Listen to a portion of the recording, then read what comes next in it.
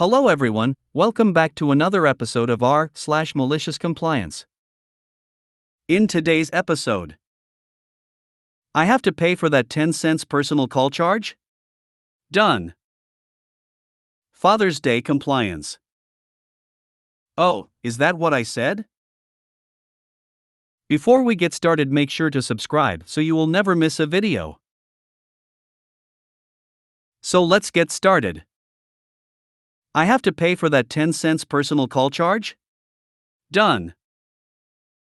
Back in the days before unlimited mobile phone calling plans and long distance, I had a company paid flip phone. There were all kinds of fussy rules attached to using it: no texting, even though texting was free, no long distance calls, with one exception as I'll explain below, no special ringtones, and no using the camera. Like I said, fussy rules. The one exception to the no long distance calls rule was for travel. In my job, I rarely would have to travel to a different calling area, i.e. roaming, but if I did, I was permitted one long distance call per day to call home. That's it. So, the day came when I had to travel and stay overnight in a hotel for work. When I arrived at the hotel, I called my wife to let her know I arrived and spent a couple of minutes talking to my kids. Got some supper, did some work in front of the TV in the hotel room, and went to bed. The next day, while at the conference I was attending, I got a call from my home office. As I was in a large hotel, the call dropped, so I had to call back. Didn't think anything of it, went back to my session and enjoyed the speaker. Later, after I got back to the hotel, I called home to say goodnight to the kids. I got the answering machine and left a message. Didn't think anything of that either. The next day I returned and went on with my life. At the end of the month, I got a call from finance. Brother_P, I'm just reviewing your latest cell phone bill and it shows an unauthorized long distance call. Really? What was the date? April 3rd.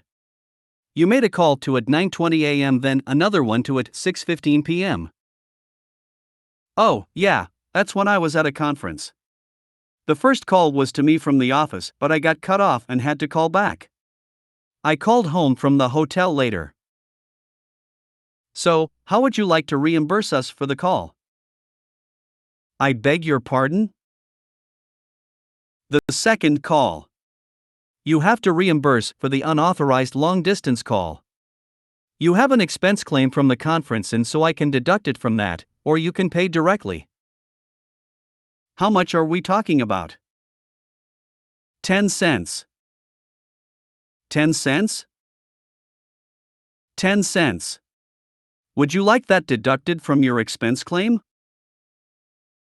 I thought I was being punked. Seriously. I sat in stunned silence for a few moments. No. You know what? I'll pay you directly, I said, and wished the supervisor a pleasant day. I opened my drawer where I had some spare change, took 2 nickels, taped them to a sheet of 8.5 by 11-inch paper, and wrote for cell phone charge and my name. I then took a company envelope, addressed it to the finance office in a different building walking distance away, folded the sheet of paper, and put it in the envelope. I put the envelope in the outgoing mail tray, the postage for which would be paid by the company. A few days later, I got a call from the comptroller herself. 3 pay grades above me and usually wouldn't interact with someone on my level. Apparently, the supervisor complained about me. What's with the nickels? I explained the situation, told her the supervisor had insisted that I pay the 10 cents charge, and I complied. She laughed out loud. The paper, envelope, and postage had cost the company more than what they recovered. The following month, the finance department updated the cell phone policy. From then on, only long-distance charges in excess of $10 had to be reimbursed. Father's Day compliance. 18 years ago, not about, trust me, I know this one to the date, I was over Dad's house and I needed a wrench, and coming from a long line of mechanics, I knew he's have one available as I didn't have my kid in my car, so I asked to borrow one. Dad of course said yes, handed me the mechanic's toolbox, and just out of habit, I opened it and immediately noticed that a Craftsman 7/16 ratchet and wrench was missing. Again, I come from a long line of mechanics. Every tool has its place, be it in a drawer, box, or outlined on a pegboard, and I thought it was weird that Dad lost a wrench out of the spare/house toolkit. "You're missing a July 16th. I pointed out, showing him the missing slot. Now Dad, being Dad, just had to bust on me a bit, so looking me dead in the eyes and beaming a huge smile he responded, "It was there when I gave it to you." Mind you, I hadn't left the kitchen. I hadn't so much as shifted my feet. I knew he was lying, he knew he was lying, but it had been ingrained in me since childhood that losing a tool is a death sentence. Now, I knew he was busting my balls and I let it go, but from that day forward, anytime we needed something, he'd make a comment like, "Sure wish I had that 7/16 wrench that Coyote lost, or you know what would fix it? That missing 7/16 wrench." This went on for months. So one day, he made the usual tease me for losing a tool comment and I warned him. I looked him in the eyes and said, "Say it one more time, old man, and you're going to get that wrench every birthday, Father's Day, and Christmas for the rest of your natural life." Few hours passed, I asked him to hand me a tool and he said, "I can't, you lost it, remember?" I laughed and played it off, but it was on, and that was 18 years ago. Today, being Father's Day, he just received his 52nd Craftsman's ratchet end, 7/16 wrench. Since that day, he's tried telling me that he knows that I didn't lose it. I knew that already, that I don't need to buy it. Oh, I do, and he's occasionally tried to say it was a different size or item to get a different present, but we both know that's not happening. They're everywhere. Every coffee can, junk drawer, cabinet, toolbox, pegboard or spare nail in the house and garage contains a Craftsman 7/16 ratchet and wrench. You know how they say you're never more than 8 feet from a spider? Well, in Dad's world, you're never more than 7 feet from a Craftsman 7/16 ratchet and wrench, because there are at least 2 in his truck at this point as well. When will it end? When the old B** star dies. The last wrench will go in his cold, dead hand so he can tighten bolts in hell, because I warned him. I warned him. Happy Father's Day to all of you with weird traditions, jokes and relationships with the man who made you who you are today. And if you need a wrench, hit me up, I know a guy. Oh, is that what I said?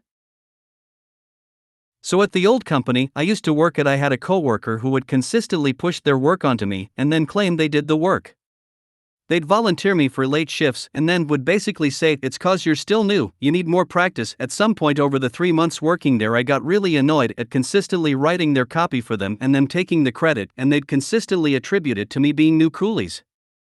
One evening when I was packing to go home, they came in and gave me a 10-page setup and said I needed to write copy for all the assets before I left.